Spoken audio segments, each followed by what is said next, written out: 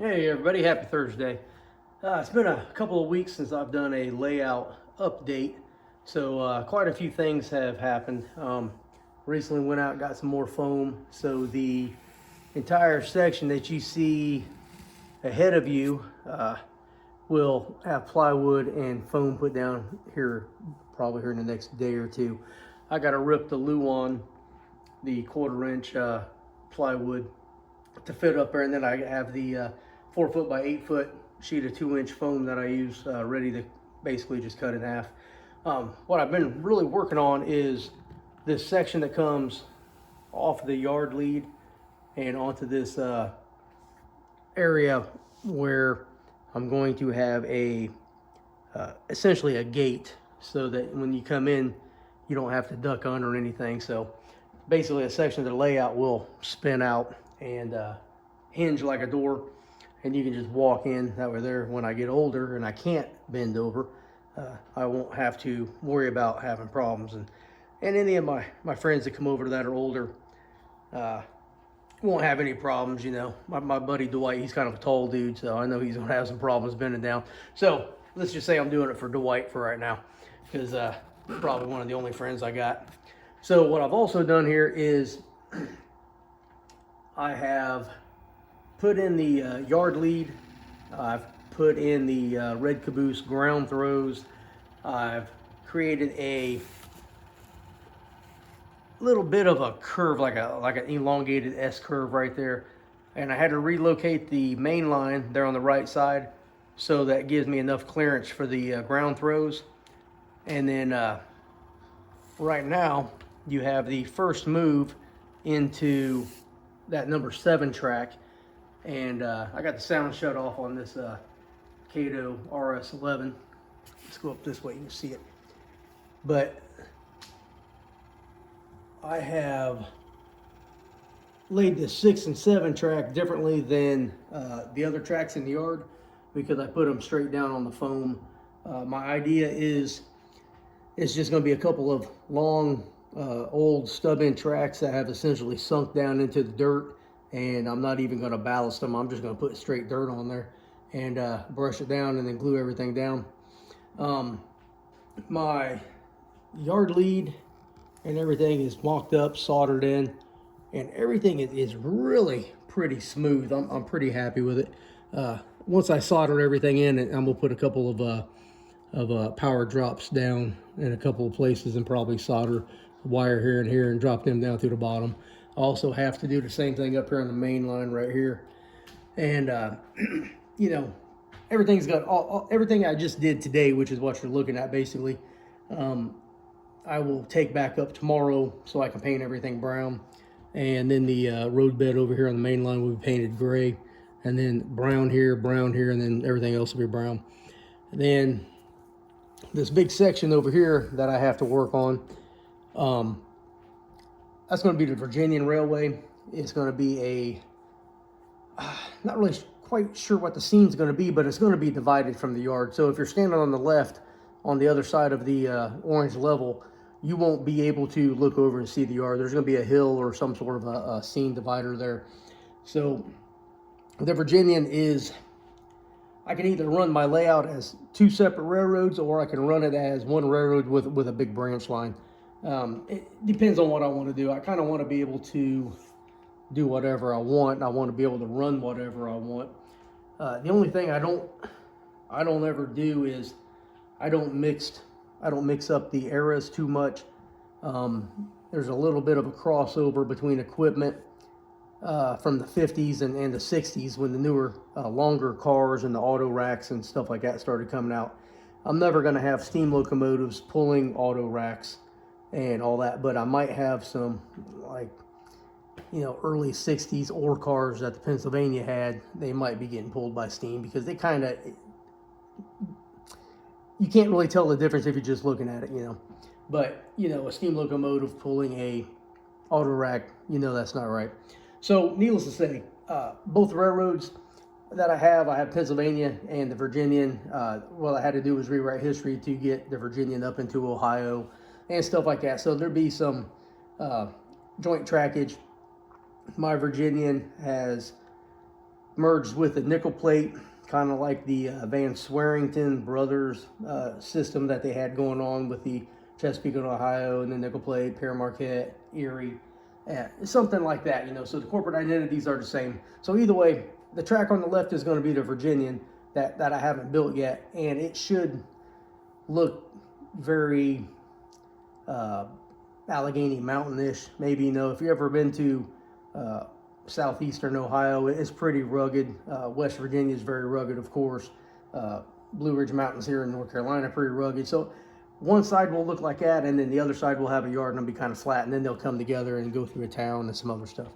But needless to say, I'm trying to figure it all out so that when I take pictures and videos, you'll only see one scene and you won't be looking at a yard, and I'm trying to tell you it's West Virginia or something like that, or when I write the story for a photograph or anything like that. But needless to say, I'm rambling. So let's go back over and take a good look at the yard lead here. I'm pretty happy with this again. Got the ground throws in, and you're probably wondering why I put all this in just because I'm going to take it right back up tomorrow to paint, is because I like to test fit everything so I can see it. Because once I paint everything brown, I have trouble seeing the lines that I've drawn on the foam and all that. So basically, I get everything cut, I get everything put in and fit right, and then I decide whether it's going to work out pretty good. And I'm really happy with this. Number 7 track that I just shoved those cars back into, they're yard tracks, they're not main line, they don't have to be straight. I'm not too concerned. Oh, just smacked it. They don't have to be straight.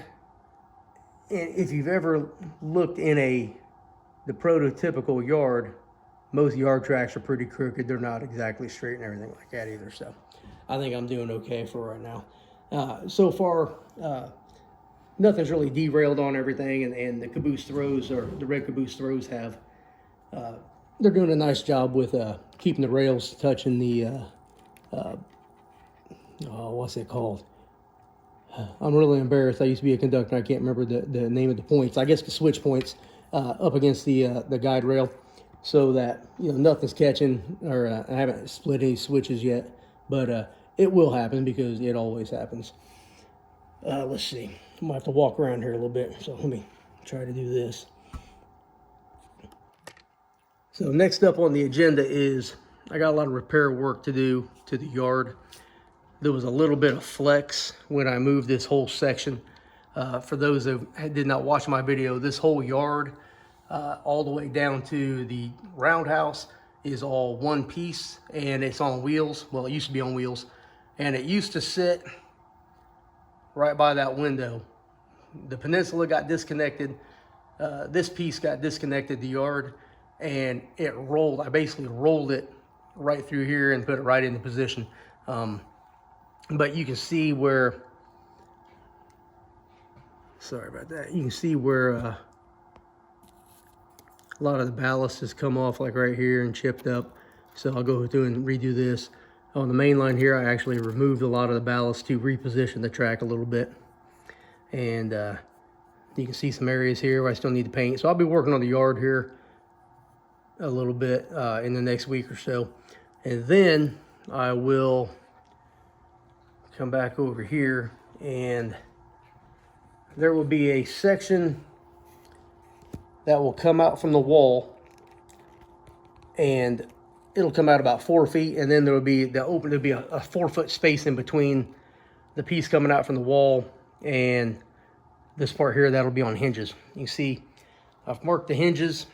Oh, this hinge I've marked. I gotta get on the floor and do the other one. And then this whole piece here will be on wheels, and it will pivot on this corner and then open up. So I got a lot of work to do over here. I got a lot of stuff I got to move around, and we're remodeling the house. So this whole wall here still has a lot of stuff from the remodel going on. I got this old table to get rid of. We got a lot of work to do. But essentially, I marked on the wall where I need to start putting my brackets, and I shot the laser from this point right here to the wall, and then I shot it down the wall, and I also shot the laser from the piece over there on the other side of the bridge in the corner. You can barely see it, a little black dot in the corner, and they were off by about 1/4 of an inch. So this whole section that is down here, And I built these sections the other day just to kind of give me a guide of what I was doing. But you can't see it on the camera, but this section right here is just a little bit high.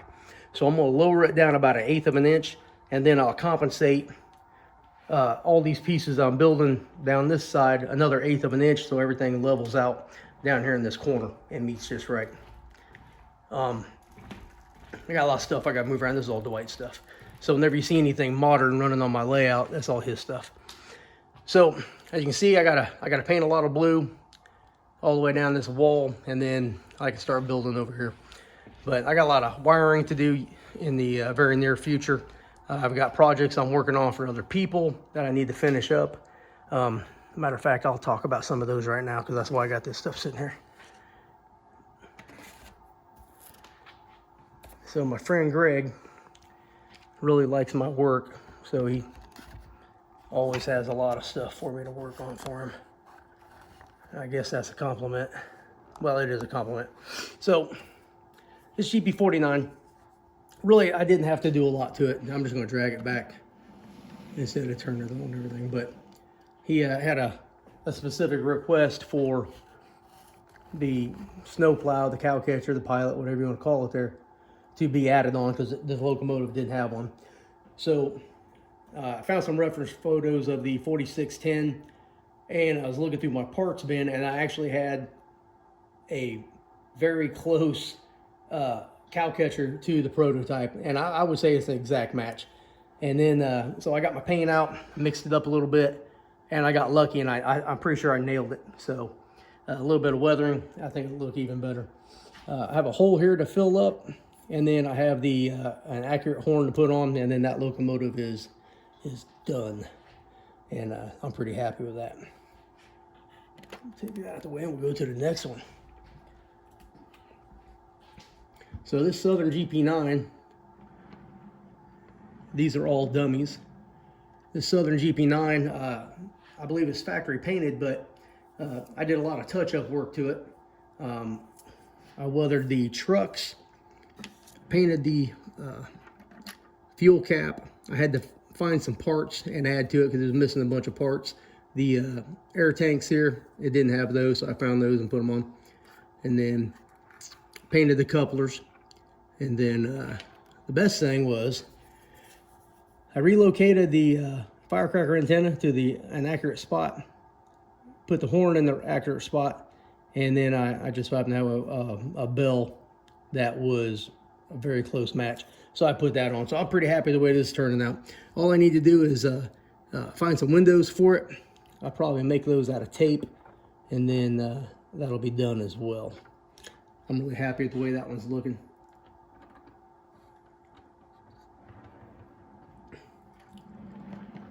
So if anybody's old like me, remember those Memorex commercials, which is real, which is Memorex? Well, one of these GP9s here was factory painted, and the other one I did. And I'm not bragging, but I think I did a pretty good job because I cannot tell which one is which. I don't remember which one is which. I'm thinking that the 732 was the factory painted because the number is not centered on the cab, and I'm pretty OCD, and I wouldn't have done that. And I'm pretty sure that's the one. I also added the correct prototypical horn on both nose-mounted bells. I did not cut off the what's that called? The steam boiler exhausts because I thought I would tear the Locomotive up. I did cut it off on the Southern Locomotive here. You can see that, and it doesn't look too bad. I think it looked pretty good. But those I was really kind of a little hesitant, but I've been doing it to most of the other Locomotives. And if Greg don't like it, then I don't know. I just have to tell him you didn't pay me, so you got to suck it up and enjoy it while you got it. I also decaled the number boards. Did a little painting on the trucks, and I'm pretty happy with the way it's looking there. So these are almost done once I put windows in it. A couple of these Locomotives have powered chassis, and I will install DCC in those for my buddy as well. So he's a GP9 and an NW fan. So once again, here we got more GP9s. So this one here, I filled in the holes for the original horns that were not accurate. Added the proper horn, I can't remember what it's called, and nose mounted bell. Same thing over here with the 661. Proper horn, firecracker antenna. So this is a passenger locomotive, so I left the exhaust ports for the steam generator, and on the 661 I cut it off. Now the 661, I painted that decal that I just put the railings on the other day, so I still need to paint those, and I still have number board decals to put on the front and rear. And I have a sister unit to this that I'm working on as well, and I got the same thing to do today. So I've been pretty busy working on some locomotives because he gave them to me quite a while ago, and I haven't been doing a whole lot of work for him. So I'm trying to catch up on a bunch of things for him and make him happy. And you know, I enjoy that he lets me work on his locomotive, and he trusts me like that. And he also has a lot of locomotives that I get to use to make videos and stuff with. So Greg, I know you're watching this, so thank you, I appreciate you. And if you don't like my work, then don't give me no more stuff to work on, but you know I'm just playing. So if anybody's looking at this SD9 in the back and saying, hey, nickel plate didn't have any SD9 with the 380 number on there. And you're absolutely right. They also did not have any dynamic brakes on their locomotives. There's a little focus. This is a custom locomotive that I painted. I had some old SD9s, Athearn Blue Box SD9s laying around, and I kind of just did it to practice, and I was really happy the way they turned out. They are in the early 1960-64 paint scheme. They simplified like a lot of other railroads did. I relocated the horn to the prototypical location. I added the nose-mounted bell. I only put stripes on the front, and I also put MU cables on the front. I didn't do it to the back because I don't take pictures of the back, but I did do the number boards and all that. And I also put these fuel tank vents on there as well. Added re-railers to the trucks. That's where they were on the prototype. And I added you know, the little what's that thing called? It's like a ramp that goes between the locomotive so you can walk on it like a platform. I added that on the front as well. It's just a dummy, but it has metal wheels. The plan is to put a Genesis motor in there at some point in the future, and that'll be operational. But for right now, it's just yard power with that RS11. And excuse me. And I'm liking what's going on. So I guess let me go walk around and show you a couple other things. Let's see. So I cut this piece of foam out, and you're probably thinking, hey, that's a weird looking piece. You probably got a lot of wasted foam. But wait, I might have planned something out, and it might have worked out just well. So my angles that I use on that end of the yard, and this is the scrap piece, is the exact same angle that I use on this piece. So this 8-foot section that has a very unique shape, this piece right here will fit perfectly, so there's no waste whatsoever. The piece of plywood right here will get cut and fit right here, and then I will take the window covering right here, stick it up on the window, and it will be like the third window way down there in the middle of the screen that's painted blue. And once I paint it blue, then this whole entire side, along with the middle window, will be all blue, and you won't see any window in the photos or anything like that in the future. So that's the point. And then the sunlight still come through at the bottom. And pretty happy with the way that's turning out. I have not done anything back here, with the exception of get upset because this light went out. And if you watched any of my other previous videos, you know that Tony and I recently replaced all these lights in here because they all went out. All the ballast went out, and we direct wired in LEDs. So this is an 8-foot light set right here. So In the near future, I will be rewiring this and putting in LEDs in here as well. So I think that's about it. I think that's up to date on everything. And yeah, nickel plate did not have SD40-2s, but on my nickel plate, they did. So this is another custom unit I did. I had to repair it, the cow catcher, snowplow, pilot, whatever you want to call it. It got broke. This was on a short-term lease to a friend of mine, and I guess it just got knocked off. So this is about to get a Genesis motor put in it and DCC and sound. I'll be pretty happy about that. And I think that's about it. So I hope you watched the whole thing. I know it's 20 minutes long and me kind of rambling and everything, but a lot of stuff is going on here. And if you stick with me over the next couple months, you'll see a lot of these projects, they'll start getting finished at the same time. Usually the way I work is I literally do 2 or 3 things because I'm literally waiting on paint to dry or glue to dry, so I'm working on something else. So if you keep coming back and watching my videos, you're going to see a lot of progression in the next couple of months. If you like my video, please leave a like or and a comment or both. I challenge you to subscribe.